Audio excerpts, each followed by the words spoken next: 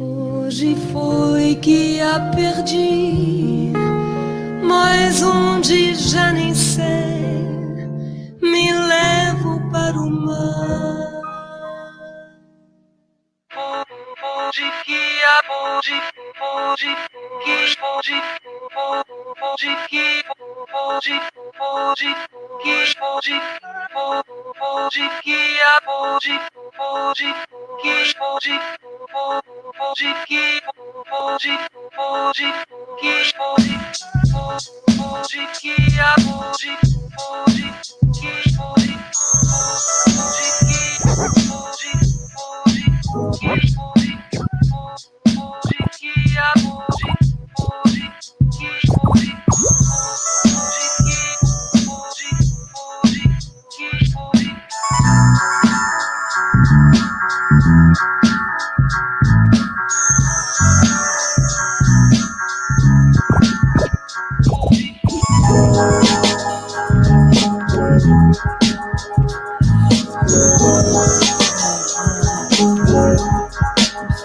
I know it's heavy. I want you to know that I understand. We got a lot to get right. The risk is too high. I see, believe me. Oh, don't think I don't know. Don't think I don't know. Strutting around with the weight of the world on my shoulders, strong, and the ocean in my eyes, heavy, carrying mountains and valleys, past hurts and rivers of tears. I know it's scary, how dare me be the one. I know it's heavy. I want you to know that I understand. We got a lot to get right. The risk is too high. I see, believe me.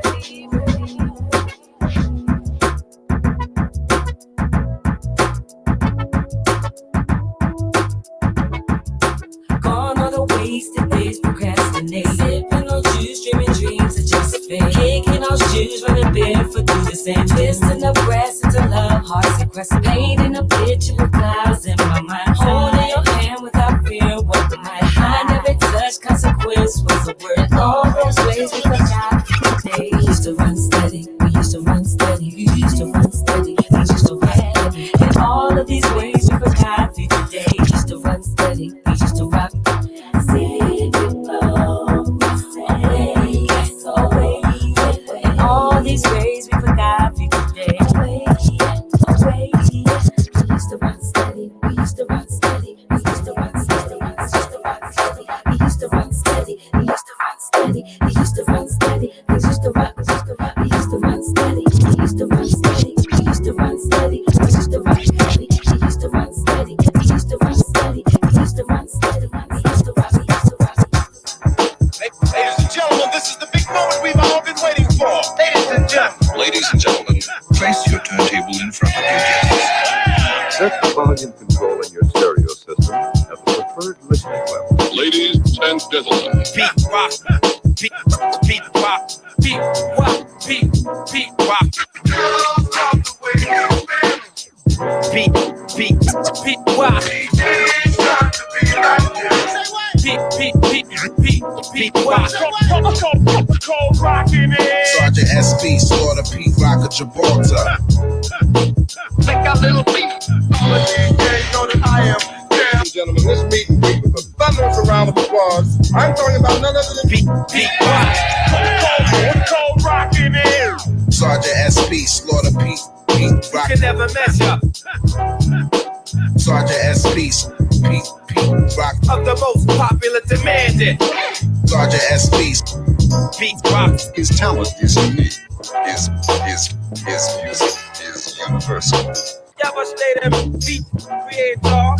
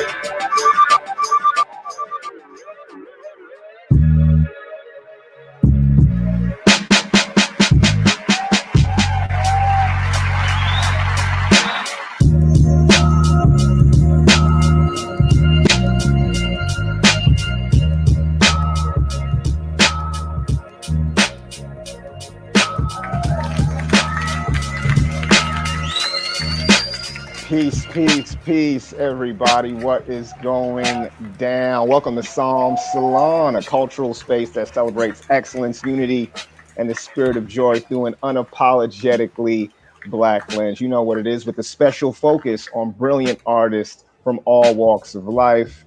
As always, I'm your host, Psalm, coming to you live and direct from Piscataway land, aka Silver Spring. And on the digital ones and twos is my homie, the man, my co-host, Nick the Wonder. Nick, what's popping? Peace. Always a pleasure to be in the same virtual space with you, Psalm. Word up. Hey, I would be remiss if I didn't give a shout out and a big thanks to Jeremy Hunter, who designed that title sequence. Come on. So now, number one. You know, I feel like we kind of elevating right now. You know what I'm saying?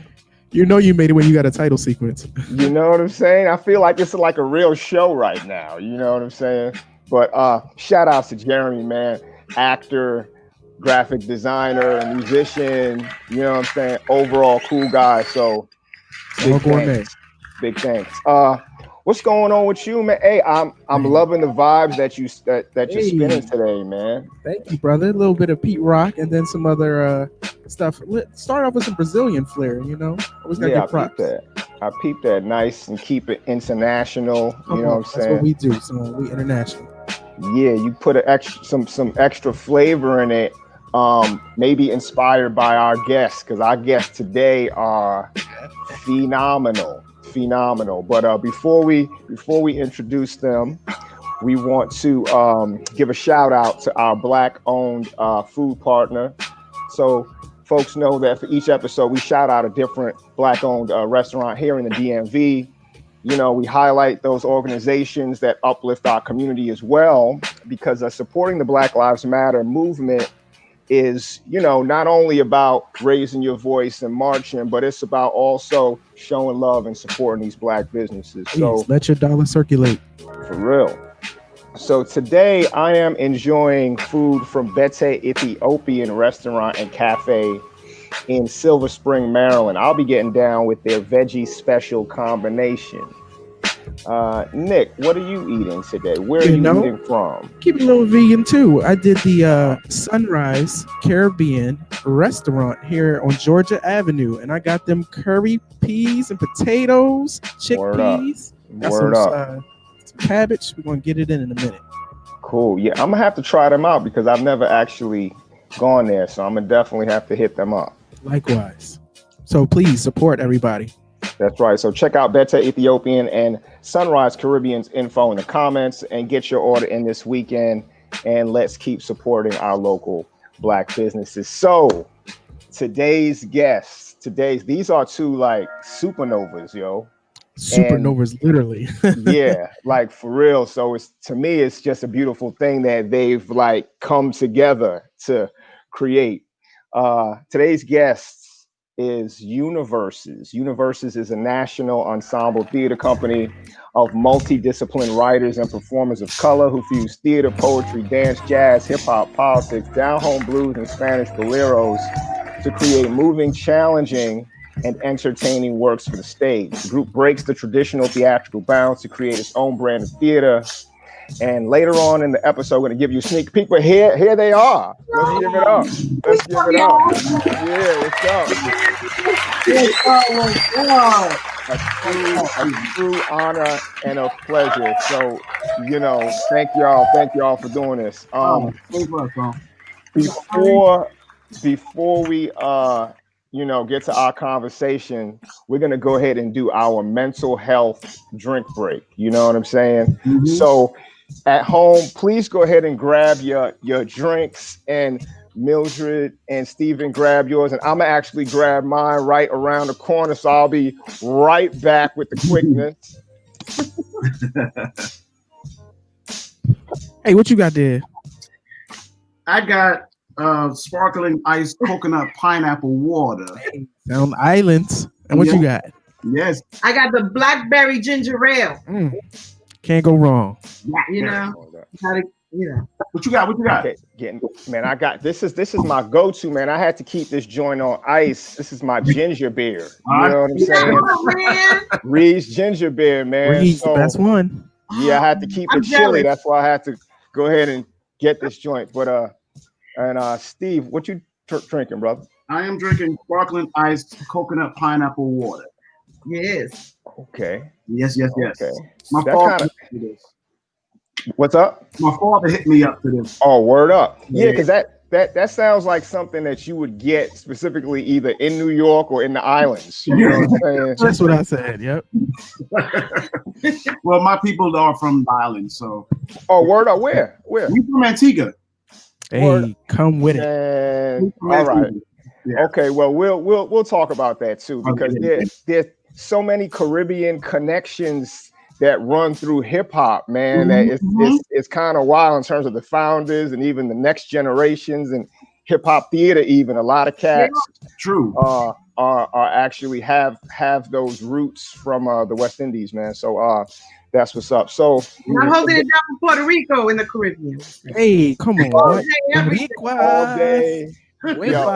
So this is like home to me right now, man. So we definitely gonna have a good time today. But I want us to toast up.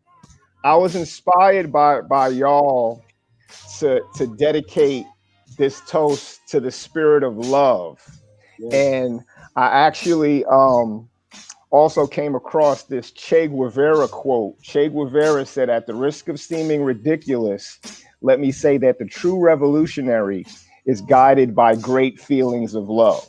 You know what I'm saying? So y'all as like a revolutionary crew, one that's infused with love, man, we got to toast up the spirit of love. So to love. To love. Word up. All right. So at home, as we get the salon started, we're chatting with Mildred and Steven. I hope that you get inspired to ask questions. Please do put your questions in the chat. On Facebook or YouTube, and then we'll answer a few of those at the end of our conversation. So let's start off actually with where you got your food from. So we know about the drinks right now, but we like to support our Black businesses. Yes. We're currently in Ashland, Oregon. And we have to do a little searching to like find the Black businesses out. Yeah. Word up. But this is from Northwest Pizza and Pasta, locally owned, just a couple of blocks from us. We are they keep us fed. They keep us New York up in here. They keep us New York. And it's a brother out here with a pizza shop. You know what I mean? So it's really dope to see that and support him. And so, we try to, when we can, bounce over to him and support his business. That's what's up. That's what's up. So what brought y'all out there? That's a long way from NYC. You know what I'm saying?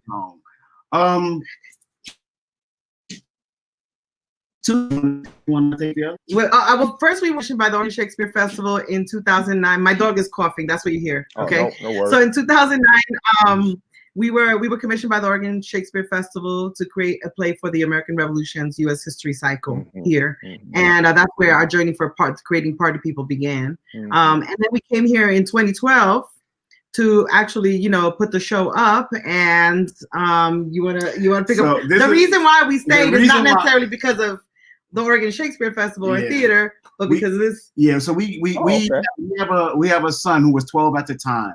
And we had to put our son in the middle school here. And the contract was for 10 months. And so we put him in the middle school. On the second day of school, I pull up in the car and he's standing in the middle of the field staring at the mountains. So I kind of walk up to him and I'm standing next to him looking at what he's staring at. And I'm like, yo, what's up? And he goes, can we stay out here? And I was like, word? And he was like, can we just stay here? Like, the school that he was in New York, his the playground was the teacher's parking lot. He like said, it's beautiful out here. Can we just stay? And we have been dragging him. Well, he's been on the road with us since he was born. He's been all over the country. On tour with us, and he asked for this. So we were like, you know what? Why don't we just stay here? So we moved all of our operations and just moved out here to support him. You know what I mean? Like, he wants to be here. It's a different environment. The schools were a little better out here that he was going to be into. So we're like, well, let's just do that. And it's cool. It's quiet. You know what I mean? The Oregon Shakespeare Festival is here. So there's an artistic community that we're around. And, our son still likes it here. So we just decided to just chill. But we kind of like, it's still like a drop spot. We always consider ourselves nomads, and even no matter where we live, we're always touring and traveling, and so we're always home in New York, and but we come home here too until it changes and until we want to leave. Yeah, but it was just a commitment. It was a commitment to him. You know what I mean? Yeah, listening, hearing that voice say, "Can we stay?" That's beautiful, and then just that y'all have the resources to make it happen. You know what I'm saying? Because we didn't. We didn't. But you made it happen. I mean, we figured it out. I mean, in terms of like, the Oregon Shakespeare Festival, at least provided us with housing to the end of our contract. And then in 2012, and then we had to figure it out. And then we had to figure it out afterwards. So to be honest with you, I looked on Craigslist and there was a house on Craigslist that you can rent, and we drove around and we saw it and we pulled up and was like, oh, this looked cool, and we stayed. So it's really, and it's cheaper than living in New York. It's hard to go back even. Like, it's like, where do we, how do you pay for that kind of a rent? Word up. It's not easy. Yeah. I love this idea of, like, you say, okay, well, the contract was up for certain amount of time, and then you made it happen. You figured out a way. You hustled it, you know what I'm saying, and figured it out. So can y'all talk about the environment that each of you grew up in and how that environment has prepared you to navigate the theater landscape? Because you have navigated it so beautifully. Like, it's so fly to me, because y'all are soulful, cool, but then your careers, you know what I'm saying, you've ascended, you've made it happen. So how did your environment growing up, how did that help you to actually do that? Well, I grew up I was born and raised on the Lower East Side of Manhattan back in the days when Alphabet City was Alphabet City, y'all. Okay? Don't get this wrong. Don't get it twisted. So basically, Avenue D was where I made my life up until like high school, and when I left to college, I left from there, from Jacob Reese Projects. That's where I'm from. Word up. They call it houses. We know it's projects. Word up. And then I went to Bard College from there, which is where I met Steve, and then after that, for most of my life, more than even I lived on the Lower, I was living in the South Bronx. So, you know, I'll let Steve jump in so that then we can kind of meet up, right? So I was on the Lower East Side, growing up, raised there in that environment during the heroin epidemic, AIDS epidemic, you know, Field in the Field, Alphabet City, where then I got this opportunity to, you know, check out a Bard College, and that was a crazy route. You know, like we always say, we have gatekeepers or with sponsors, right? So there's sponsors in our life that open doors and kind of say, hey, why don't you look at this? I would have never dreamt of leaving the Lower East Side or New York City to go to like Bard College, but that door opened up and I walked through it. It's beautiful. Steve? And I was born and raised in the South Bronx. I grew up in Forest Projects. I grew up in the projects. Fat Joe, Digging in the Crates crew, Lord Finesse, and I say it with love. He was the neighbor. He was the paper boy. You know, he would deliver papers on Sundays. You know, hustling. And you know, I am old enough to remember the early days of hip hop. I'm old enough to remember when hip hop was literally just in the Bronx, where I had cousins in Brooklyn. I was saying, we're doing this in the Bronx, and they didn't know what I was talking about. So I'm old enough to remember that. So seeing the beginning stages of equipment being set up, watching Grandmaster Flash and the Furious Five, when I was growing up, they used to hang out down the hill from me. So they were literally just sort of driving around. They were the first people I seen in sheepskin coats on. Summertime, they had sheepskin coats on. Seeing the early days of hip hop, of them hooking up the sound to the light pole and having 20 extension cords going into somebody's project building, I've seen all of that, and that type of sort of community and culture and music and the blendings of culture is the same way, or that same feeling and aesthetic that we carry with us when we tour as a company and when we go into communities. It's the same type of vibe. You know what I mean? Like that type of people just trying to make it, and you got to know everybody. You know, when you living in the neighborhood around the block, you kind of know people, how to kind of move around. You know, the mayors. You know, the mayors, people who, you know, like there's those folks who official titles, and there are those who are the neighborhood people. And, you know, I took it upon myself to kind of know everybody. So that way of moving around, just moving through the neighborhood, just to survive, is how, in terms of our career and how we strategically move around, is the same approach that we have. The same vibe. Word up. And Mildred, for you, what was your introduction to hip hop? Because you were also in the epicenter of it, but how did you actually get to sort of create in a hip hop aesthetic? Well, I grew up listening mostly to Spanish music, and my first language is Spanish, right? So for me, it was a different journey in. And growing up, the thing about, it's really interesting because here on the West Coast, people don't really understand why we're even together, right? It's like people are like, what? You know? Yeah. What are you talking about? Of course, Puerto Rican and Black folks, we're together. And when we first got here, people couldn't really understand that. And it shows me like how original that life that we live on the East Coast is. And especially when you're growing up in the projects, you know, we're all there. You know, you have Blacks and Puerto Ricans, Dominicans, you got like island folks, you got people from everywhere. But in the projects in particular, there was never really a divide as far as like, you know, oh, well, you know, you could hear the salsa music and the boleros playing in competition with like, you know, gospel music and now hip hop music. So it started to kind of like, you know, you could hear it coming up the heater pipes, you know, you could hear it in your environment and everywhere that you were. And obviously as a young girl, you know, going to school, like you start seeing the culture starts to spill in to where you're from. I have family in the South Bronx. And it's funny because back in the days, they'd be like, don't go to the Bronx. That's like my family would be like, don't go to the South Bronx. But we would go and visit my uncle, and you start seeing like this world that was just like so exciting and so like, you know, amazing. And you start like our clothing started to change, just the world around everything that we started to do together in the projects.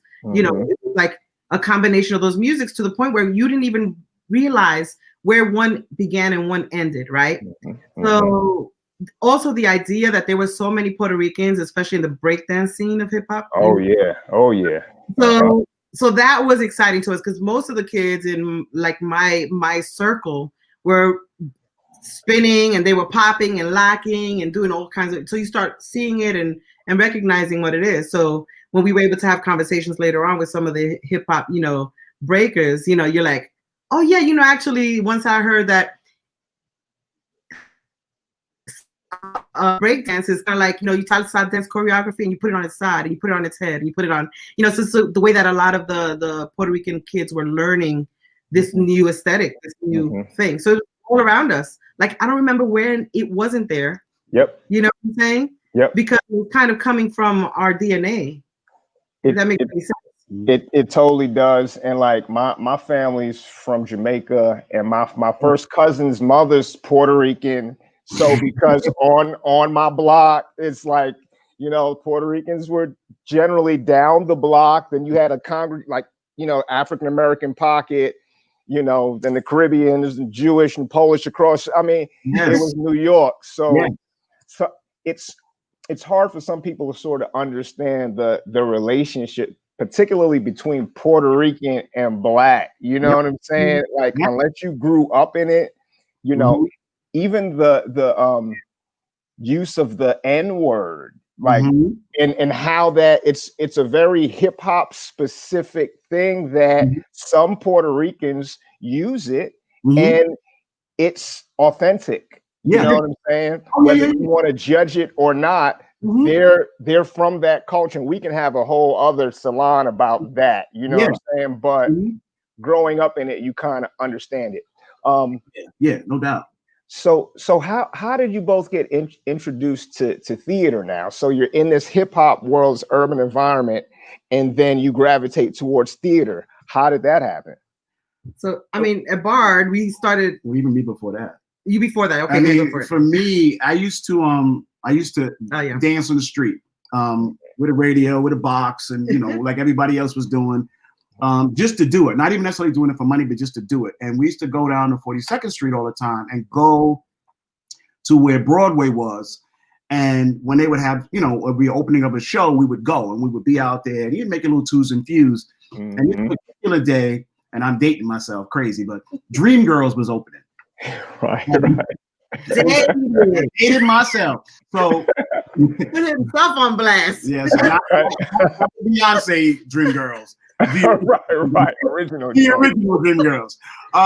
And we went out there and, you know, we were setting up our radio and the usher came out the side door and was like, yo, do y'all want to come inside? And we were like, inside? And he was like, come back on Wednesday afternoon. Be here at 1:00. So we come, it was like a Saturday. We come back on Wednesday. He opened up the side door. It was like 4 of us. He said, go sit in the back row and shut up and be quiet and just listen. So we went in the back row. We sit in the back like this and the curtain opened and I was hooked after that. Because there it is. It was like full blast, full blown. And it was so authentically Black. And to be in a theater like that with that type of energy was coming across. And Jennifer Holliday, when she sang that song, it was church, and to be in the presence of church on Broadway with a mixed house of Black and white, I was really taken by that. Like, because I knew what church was. I'm like, oh, you could do that. Like, we can do that, and that is exactly what that usher wanted us to feel. What we felt like we can do that, and my whole journey has been like trying to figure out how to get that energy onto a theater stage. And I think that actually you hit it right on the head. I think that I grew up a church girl. You know, I was Pentecostal. I was, you know, growing up with, you know, the world's kind of colliding and everything. And hip hop was church, right? So even when you go to hip hop events, you were like, it just felt like everybody was receiving the spirit. Like you just are full with each other and people are moving. And like, it was just so exciting. And like growing up, my first theater experience was Black and Blue, right? So that was like, you heard these voices coming up. I'm already sorry. So Black and Blue and Mama I Want to Sing were like the first two I actually saw as a young girl, and I saw these people singing and these voices just overpowering the space, and you could feel it. Like if you feel if you can feel theater, if you can feel whatever it is that you're doing, then, you know, you have to be creating some kind of church, right? It has to be spiritual experiences. And that's what I think that hip hop theater was. Everything that we were doing, the hip hop movement, just like all of our life, everything we're, you know, all the people that we're around, we try to kind of create these spaces that are like church. You know, we're about to go there and we're about to like go as hard as we can until we feel everything we can. That's what's up. And speaking of going hard, I mean, even in this pandemic, y'all have created like beautiful art. Like there's a video clip that that we have. Is that correct, folks? I'm talking to the producers now, you know. I think now would be a great time to sort of show the art, some of the art that universes have been creating in this pandemic moment. So you've sort of, is this a pivot for you, right before we show this clip, which is an excerpt of a longer piece? Have you been creating art in the video medium, or is this like new territory for you? This is new new in terms of us going video. We love the live performance, like we just being in communion with people. But since we're sort of, you know, in quarantine, it's like, well, we got to keep working. We got to want our voices and our image to be out there. So Mildred really sat down and really kind of edited and really put the film part of it together. And, you know, I did the poetry part. So this is new for us in terms of really kind of pushing ourselves that way, because again, we love the live element so much. Yeah, I mean, I've always created like these marketing pieces, you know, like from back in the days, like when we were doing The Point and all of that. Like we always had that, you know, these tools available, but we never really felt like this is all we have. And right now in this vacuum, it felt like, wow, what else can we do to get this message across without having to be present or without even having to show our faces? Yeah. So voices. Word up. All right. Well, let's go ahead and check out this excerpt of this clip. Let's see.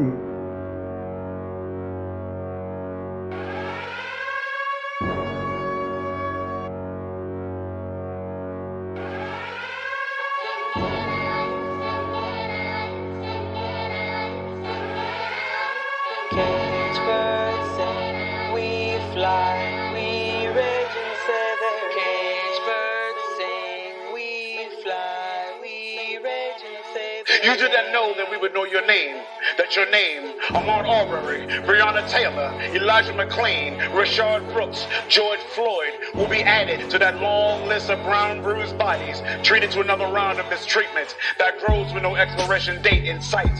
You did not know that your passing would be videotaped, a sad reminder that I don't want to see, have already seen too many times, but just too many times too much. You did not know that your name, Ahmaud Arbery, Breonna Taylor, Elijah McClain, Rashard Brooks, George Floyd, will be another wake-up call in that long list of wake-up calls to a number that's been disconnected a long time ago. And now we do know your name. I wish it was on better terms. I wonder what you might have created, what conversations you were supposed to have that were interrupted. Bullets have a way of doing that.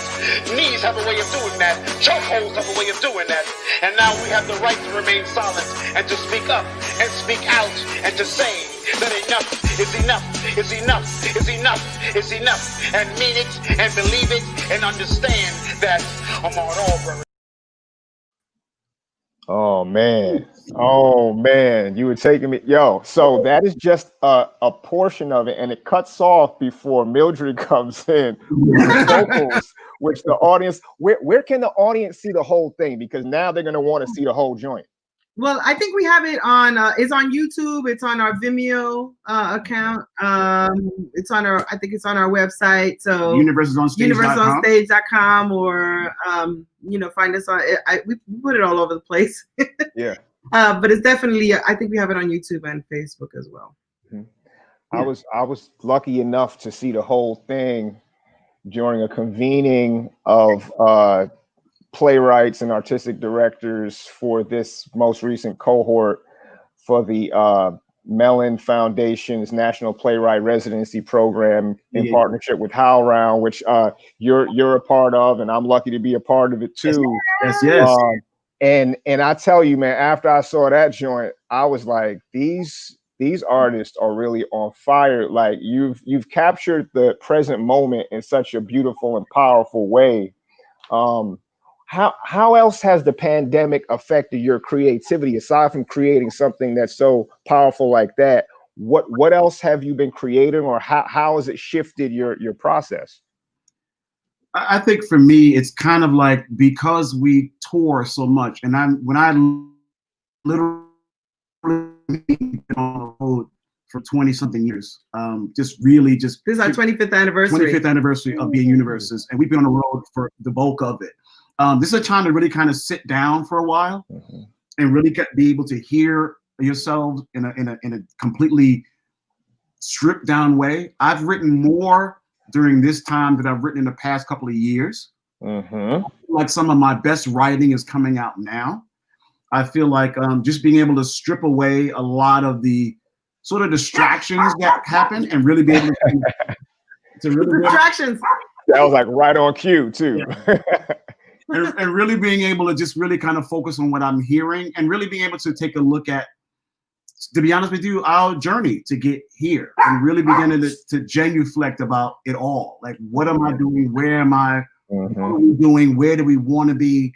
What don't we want to be? What are we tired of being? All of that stuff is really come to light now. How about you, Mildred? For me, I've been, really trying to explore this, this idea of using photography and film, and just like really trying. I've been diving into that. I've always wanted to do it. I've always kind of done it in the backgrounds. I'm always taking pictures. I'm always doing. But this time I've been like, oh, you know what? Let me actually just tell these stories this way, and not worry about how my hair is looking. You know, I don't have to be on screen or in the photo, but really just digging into educating myself a little bit more on those mediums, and kind of taking myself to school a little bit. Creating more, trying to, create music, trying to write more songs, and trying to, of course, we're still writing plays, right? So we have a lot of plays that are still on deck from, before the pandemic. So we're to just really dive into these projects that we have had on hold for a while, and also dive into things that we've always wanted to, that we're curious, like, what's going to feed my soul right now? I need to learn something new, and wherever you have the space and time, like there's a big pause right now. And of course it's a scary pause. I want this pause, but it's like, okay, well, now this is me with myself. Who am I with myself? Who am I as an individual, and how do I want to grow? Who do I want to become? No matter how old you are, you never stop learning. So I think that's kind of the attitude we've been taking in this house, whereas like Steve has been honing his skills, I've been honing mine, and just been like, who do I want to be when I grow up? It's like it's really getting your game really kind of tight, and really kind of going in the woodshed. I don't know if you know the story about there's an old sort of story about Miles Davis when he first came to New York and he got strung out and he went back to St. Louis. He locked himself in the barn and he didn't come out till he kicked. And in a way, this is kind of our barn, and we're in here, really kind of kicking, and there's exorcism, and we're watching a lot of stuff on TV. It's like just everything is sort of really kind of coming out, and opposed to being on the run all the time. It's a nice change of pace. For sure. Let's back up just a little bit, because you all sort of blossomed out of a very important scene that was going on in New York in the 90s, right? This spoken word poetry music scene with the New Yorican Poets Cafe, and when things were real, it was a really like a golden era in terms of culture in New York. What was it like to be a part of that, and then to come out of that? It's almost a dream. And when I say a dream, in terms of everybody who was around, when you look back in terms of who everybody turned into, we were all sitting around each other at the same time, just being. And Like who? Can you describe Not the name. You know, obviously, you know, between us, Will Power, Danny Hawk, Sarah Jones, Camilla Forbes, Chadwick Boseman, Jonesy D, you know Mark what I mean? Bermuti Joseph. It was Rock Goddess. Rock Goddess. You know what I mean? It was a lot of us in here. Carl Hancock Rux.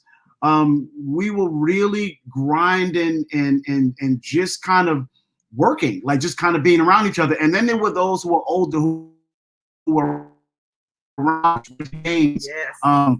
So Sanchez, Amiri Rocca, Steve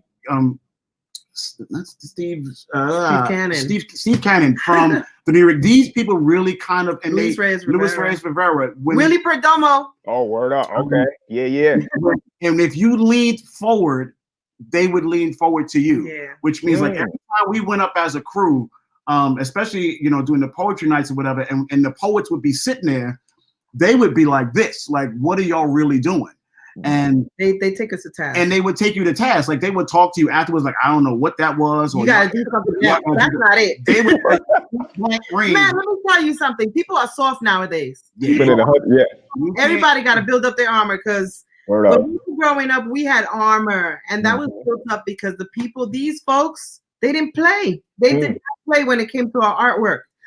They would critique us on the street. They would critique us while we were on stage. So being around it, and I also want to give a shout out to Ian Friday, who had the Brooklyn Tea Party, Saul Williams, you know, and those folks.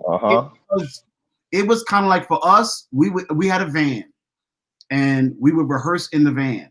So we would drive to segments of New York City, sit in the car, and just start doing this.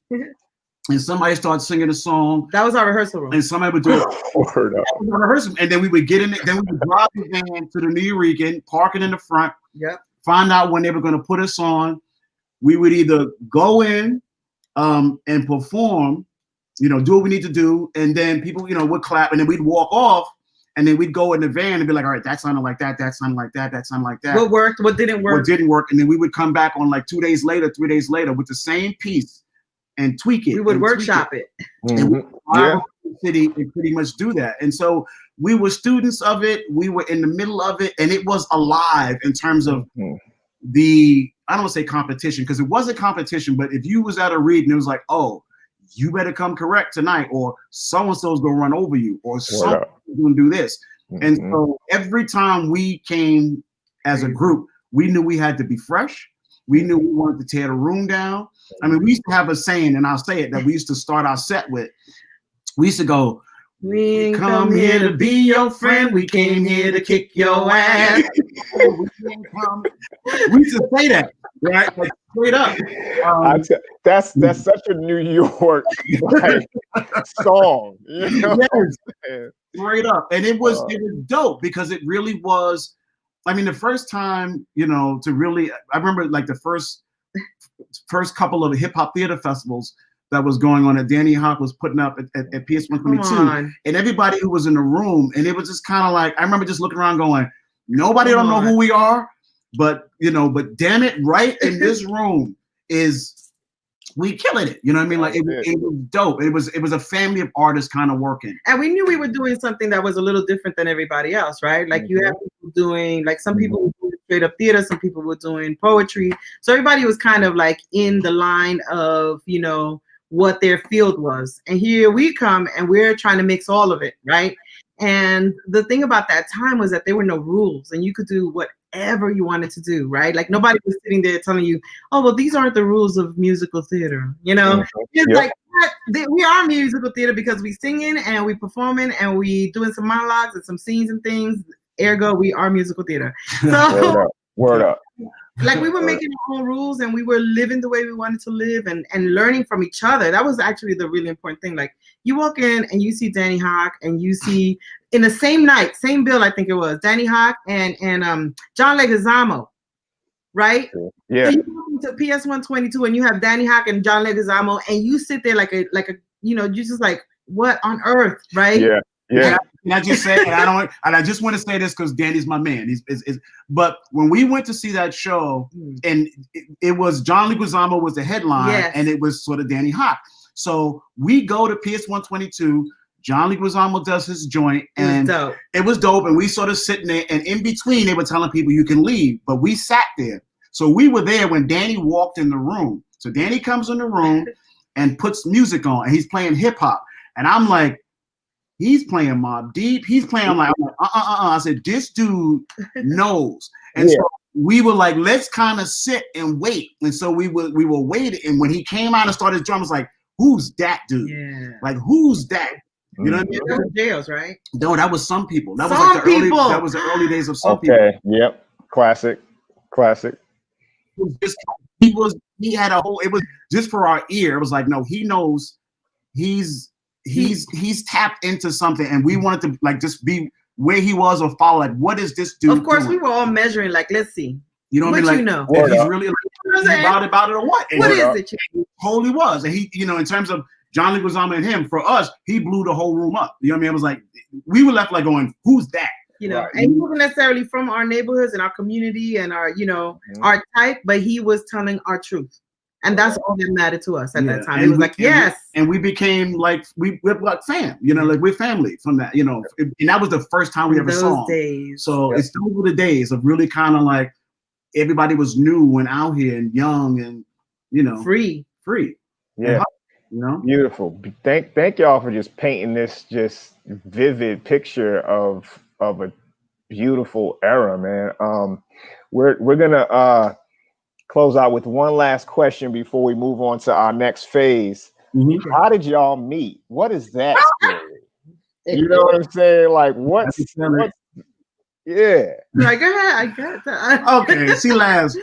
So it was 32 years ago on October. Well, no, like 32 years ago. Like just the other day. Our anniversary the other day. Yeah, we just had an anniversary. But you want to start from you? Go ahead, do things. Well, the first day I had they had invited me to stay an extra semester at Bard to work on a play. Like I was like, I finally figured out this is what I want to do, and I was on HEOP, so I had like one more year eligibility, so I stayed.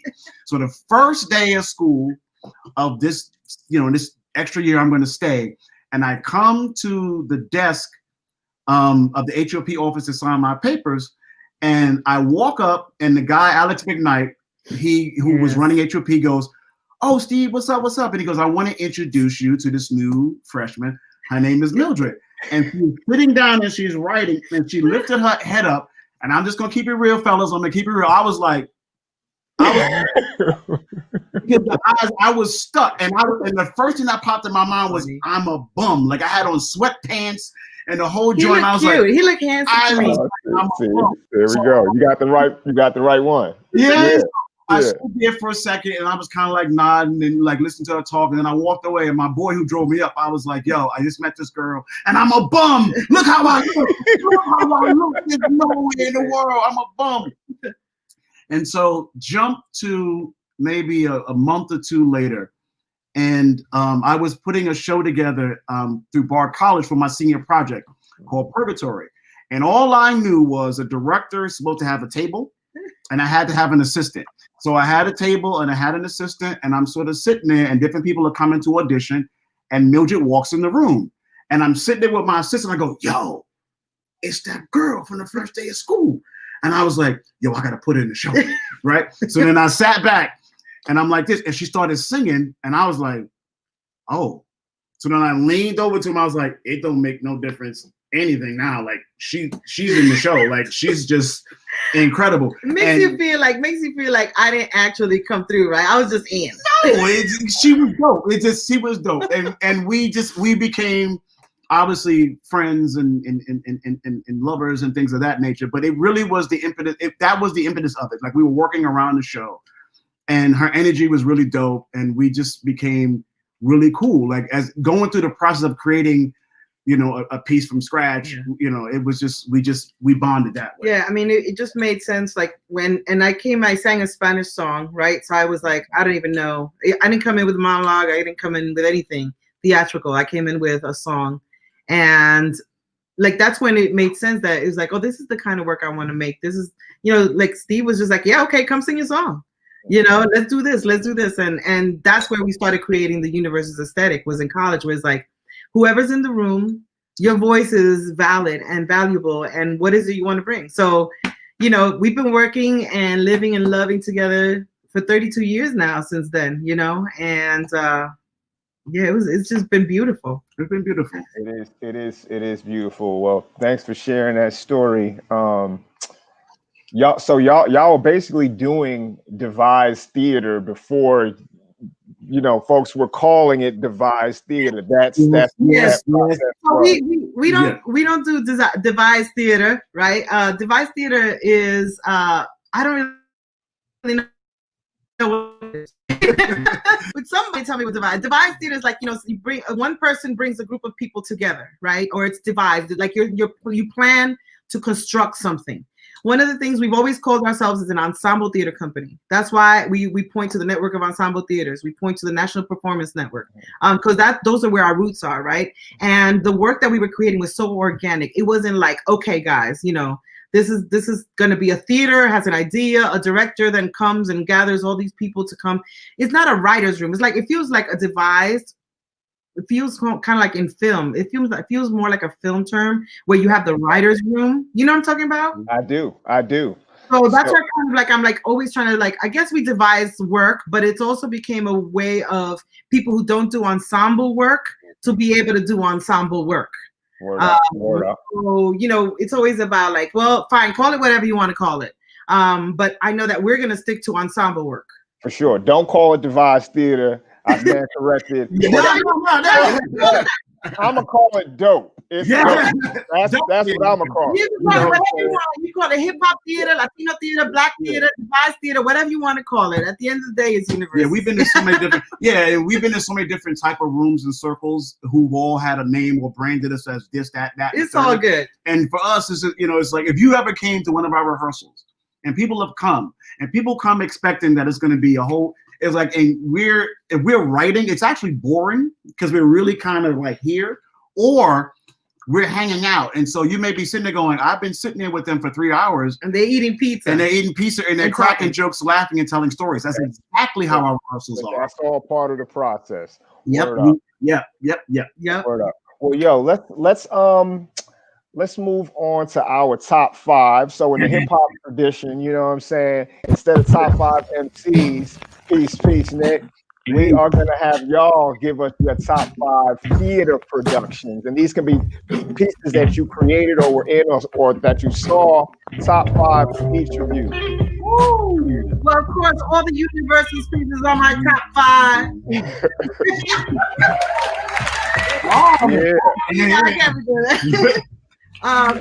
What you got? I will go with Noise Funk.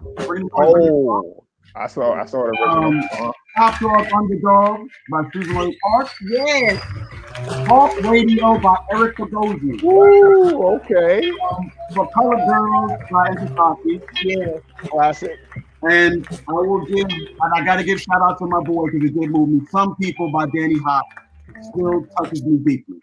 Can I have like a little sort of honorable mention?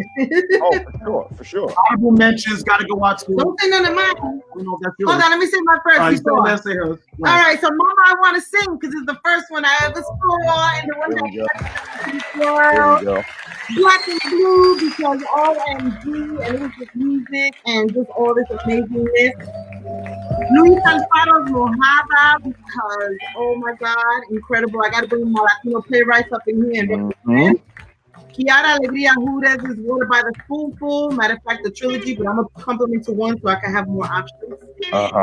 American Night by Culture Clash. Love Culture Clash. Love Culture Clash. Like wanting to be like Culture Clash, like wanting to, like, you know, we were emulating them. They were some of the people that were inspiring us from across the country. And so now you can do your honorable mentions. My honorable mentions got to go out to Ghetto Original. Yes. Oh, Original.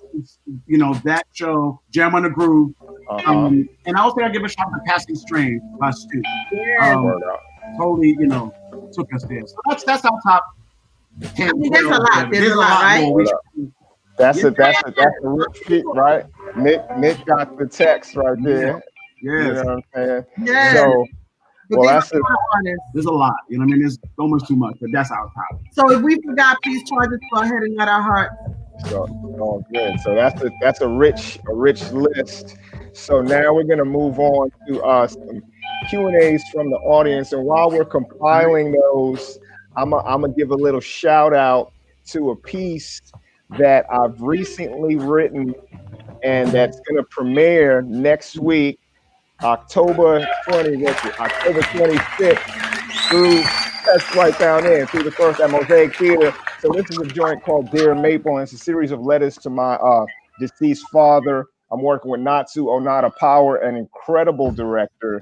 And we're dealing with this hybrid space as well. So we have some video elements and we're live capturing things and then we'll stream it. So we're experimenting in this form as a lot of artists are. So along with the universes, I'm also exploring some new terrain. So please check that out. Got my ticket. Word up. So we have questions here. You know what? There's a question that somebody has about your dog that I was wondering.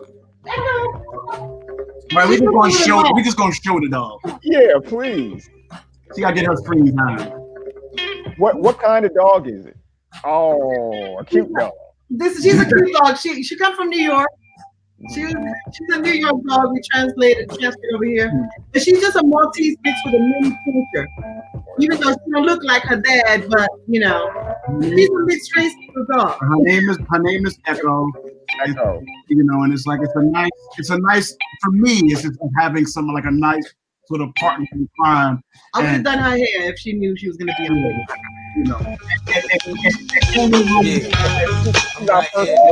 Actually, that's on the show. So I heard that.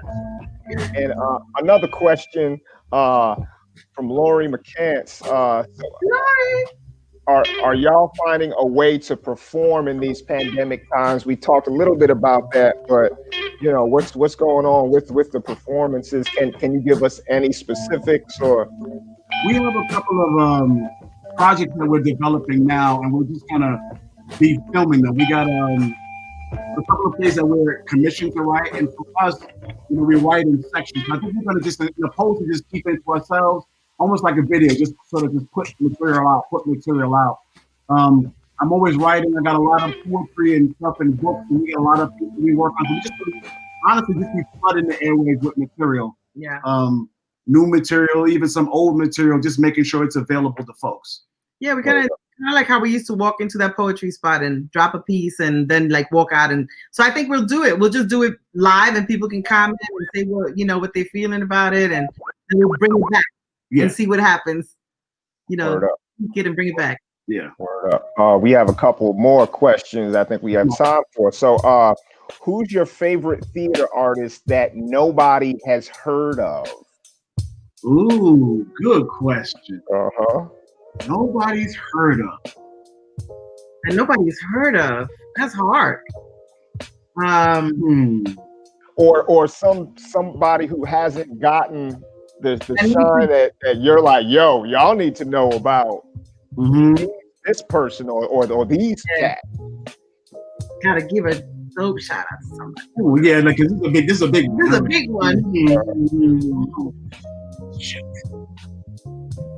This ain't the official cosign, y'all. It is. Okay, well, I'll let that one. Yeah, let that one. Yeah. So, but there's so many artists that are so incredible that we worked with. But yeah, let's marinate. We'll come back to it. Yeah. So, what's one of the most humbling experiences you've had since starting Universes that you could look back on now after 25 years? All right, I have one. I have a quick story. We were doing Party People here at the Urban Shakespeare Festival, and we had invited Fred Hampton Jr. to come to see the show. Now, Fred is a serious dude. You know what I mean? Like, Fred is not joking. So right before we meet Fred, and he comes to meet us for dinner, and he has somebody with him. So we're sitting there, and we're talking, and I'm looking at the person going, that looks like the Lady of Rage with him. But she doesn't say anything. The entire time we're sitting, she doesn't say anything. At the end of the night, we're leaving and we're getting up, and I lean over to her and I go, I appreciate what you've contributed to hip hop. Thank you. And she turned like, thank you so much. Like, it was such a dope moment to watch her embrace that. So, long story short, we invite Fred to the show. Fred is watching the show, and he had told us the night before that he hates people talking about his father without even really being around or everybody felt like they were there. So I hear you, cool. So we're doing the show, and I can see him from the stage, like looking really serious, because we have a whole section on his father. Show's over, we're doing talkback, and the old white man raises his hand and goes, I knew Fred Hampton, right? And I can see Fred Jr. look like from the audience, and he like his face is not happy. So I'm like, uh-oh. So the guy goes, my name is Skip Andrews. Now, Skip Andrews was Fred Hampton Sr.'s lawyer when he was murdered. The one that brought up sort of the trial and was telling everybody where the bullets was this man, who was an old man who was now living in Ashland, Oregon, of all places. So Fred is like walking. So Nick and I are sitting doing the talk back, and we're saying we have to get to Fred before Fred gets to this dude, because Fred don't look happy. Right. We're doing the talk back and we're talking, and it ends, and Fred makes a beeline for Skip, and Ninja and I jump up to get him, but the audience met us there, so they're talking to us, and we're trying to get past them to stop Fred from getting to Skip Andrews. We don't make it. He beats us there, and that just as we all meet there, Skip Andrews looks at Fred and goes, I remember you in your mother's belly. Wow. And Fred stopped. He like paused. What? And they had a whole conversation standing there. And no one else around completely understood what that moment was. And then the usher, got everybody else out the theater. And those two men stood there and had a conversation in the theater for another 20 minutes to a half hour. And we were just witness to this moment in our history as revolutionaries and things like that, and watch these two men have this really deep conversation and meet for the first time really in the theater. And the show that we put together was brilliant.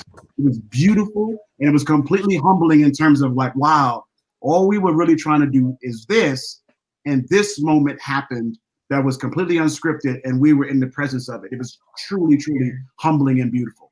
And that's what it spawned. Hey, that's a powerful, powerful, beautiful story to end out our salon and to close our time together. So thanks again. You're an artist? You're an artist? Oh, yes, please do. I've been working on it. Yes.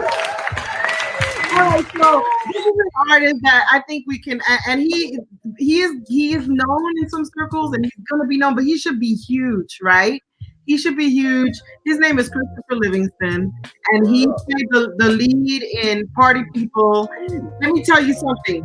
Chris Livingston can do everything that universes can do, right? And hasn't even begun to tap into half of the stuff that I know he must be capable of.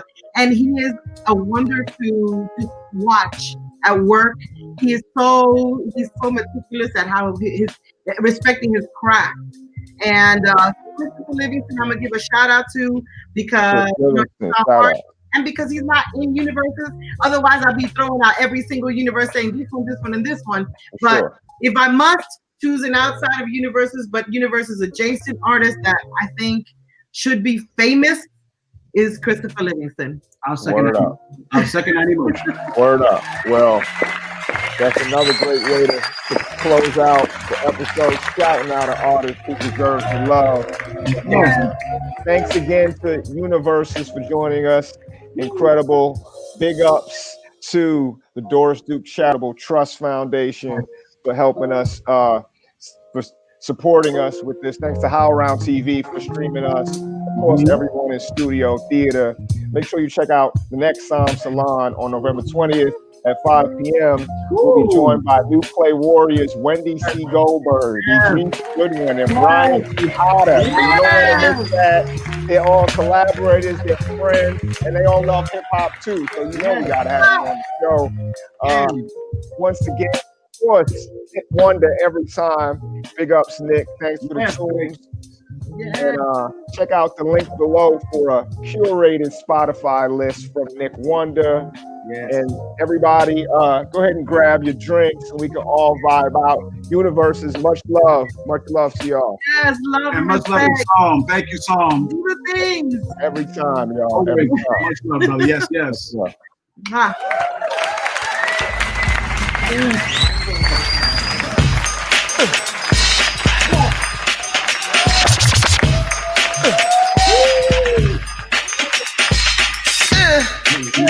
What?